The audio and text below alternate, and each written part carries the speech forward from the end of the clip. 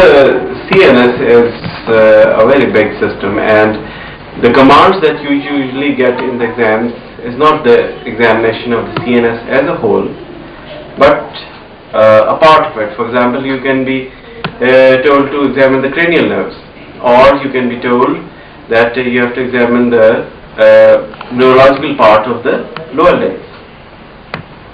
So the exam is usually not the whole of the CNS, and we will examine the various parts of the CNS in different parts.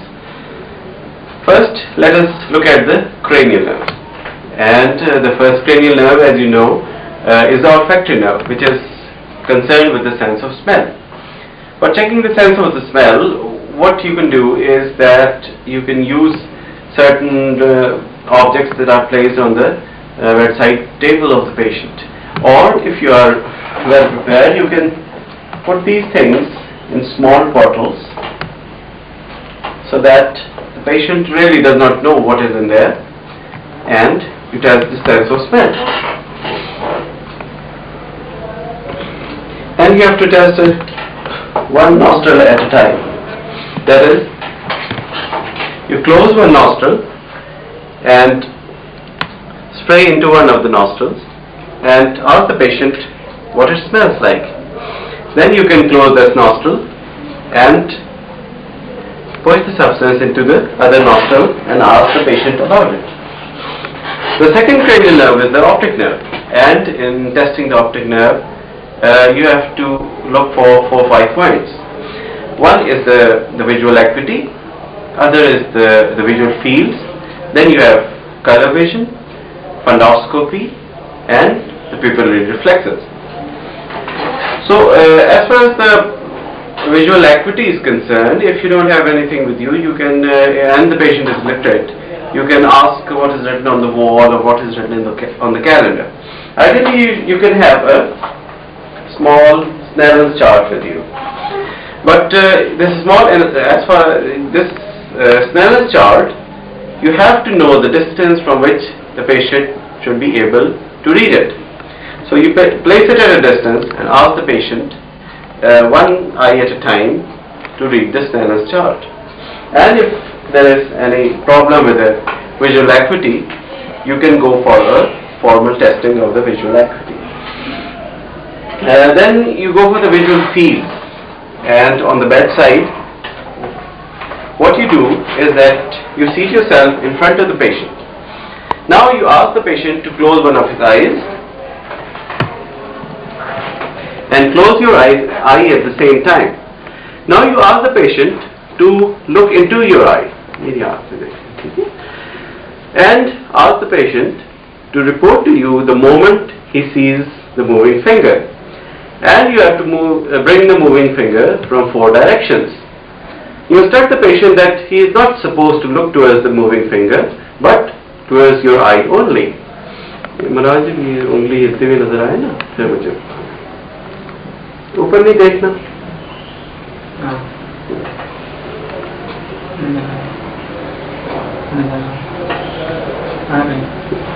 This test is obviously reliable if you have got a normal visual field. Now you place the hand over the other eye and ask him to look into your eye, and similarly test the visual fields of the other side. In case you find that there is some defect in the visual field, you can go for a formal perimetry testing. Once you are done with that, sometimes if you have a red object with you, you can you can look for the blind spot, and you can look for the visual field effects of the central vision. And you ask the patient to keep looking at you while you move the red object from the periphery and tell you where he is not able to see that. That would be the blind spot. And similarly, you can detect any central scotomas if they are present. Now, once you are finished with the visual fields, You can ask the patient about color vision to find out whether he is colorblind to any specific color. You can have 3-4 objects, red, green, blue, and ask them about the color. Here. You can ask about the colors of the objects. Then the next part is the pupillary reflexes. And for the pupillary reflexes, you have to have the patient in ample light and test one eye at a time.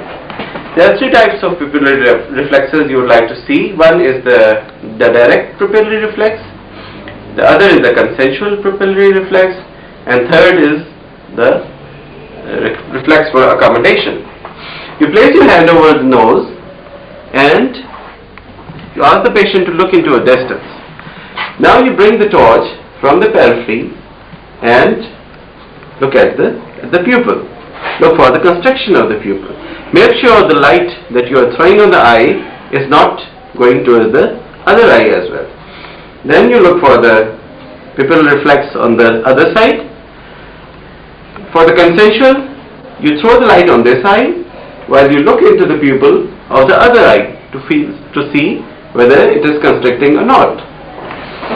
Then you have to ask the patient to look at a distance and then towards the finger. This is the accommodation reflex. That is, when the patient is looking at a distance and then he starts looking at your finger, there is constriction of the pupil because of the accommodation reflex. So once you are finished with the optic nerve, you go on to the 3rd, 4th and 6th cranial nerves, which innervate the extraocular muscles. All the extraocular muscles except the superior oblique and the lateral rectus, they are supplied by the 3rd cranial nerve. The superior oblique is supplied by the 4th cranial nerve or the trochlear nerve, and the abducens or the 6th cranial nerve supplies the lateral rectus. You ask the patient to look towards your finger, and you test both eyes at the same time. You tell the patient that wherever he sees 2 fingers instead of 1, he should tell you. यहाँ भी उंगलियां 2 नजर आए ना, मेरी उंगली की तरफ देखते रहे, ठीक है? उंगली की तरफ देखते हैं, ठीक है? इधर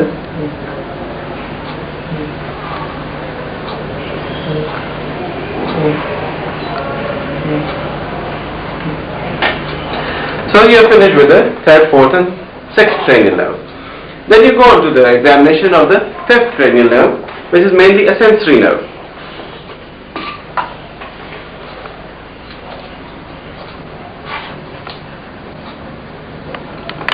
But it has got a small motor part as well.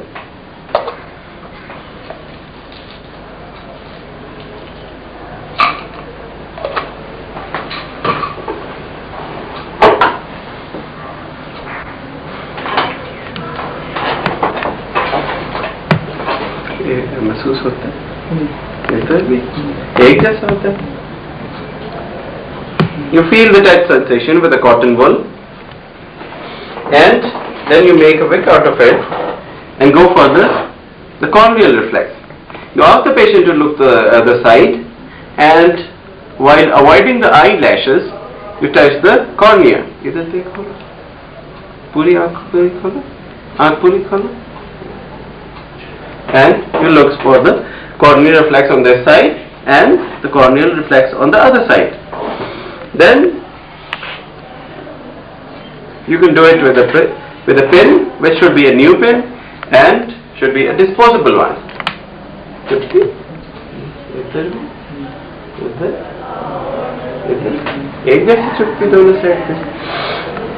Once you are finished with the sensory part, you go on to the motor part. Ask the patient to cleanse the teeth, and you feel for the masseter and the temporalis that stand out. Then you ask the patient to open the mouth against resistance, and you would be looking for the mylohyoid muscles. Then you go for the jaw jerk.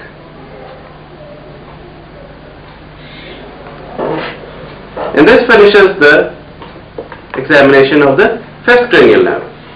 Then you move on to the seventh cranial nerve, which is mainly a motor nerve, and it supplies all the muscles of the face. You ask the patient to look up, and you look at the wrinkles on the symmetry of the wrinkles on the two sides. You ask the patient to close the eyes, yes. And you try to open them. Then you ask the patient to show his teeth.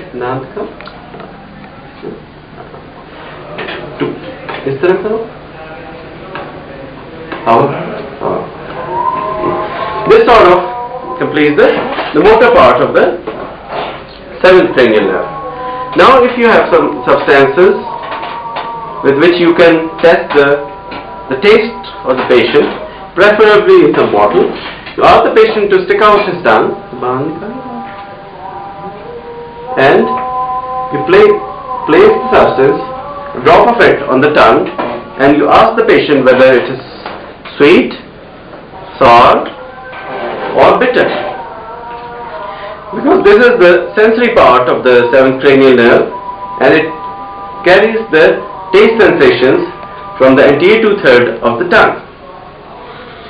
Now you can do the examination of the eighth cranial nerve, which is mainly concerned with hearing and concerned with maintenance of posture.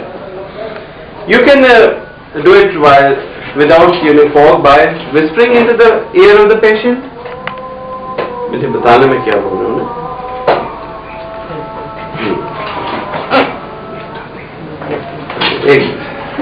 Or you can do it with a tuning fork. The tuning fork that you would be needing for this examination will be of 512 Hz.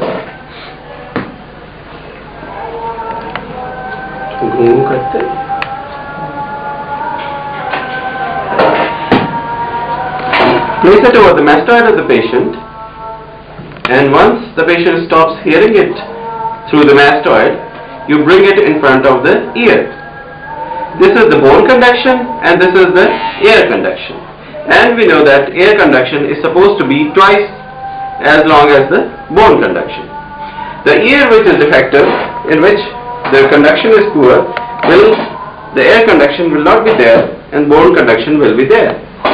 Then you have the Weber's test, in which if I raise the tuning fork and place it over the forehead, this would tell you about the ear which is defective, and the patient will be able to hear better in the ear which is defective. Then you can test the vestibular part of the eighth cranial nerve by asking the patient to lie down and tilt his head in different positions and find out if he has got vertigo in certain positions. Then you come to the ninth and the 10th cranial nerve, for which you would be looking for the movement of the palate and the uvula.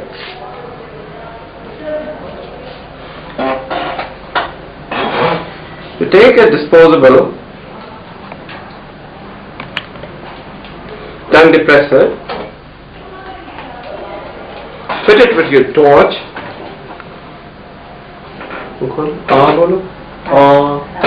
and you look for the movement of the palate and the uvula. Then you can have a disposable straw with you, open the mouth and touch the palate and the uvula with a straw.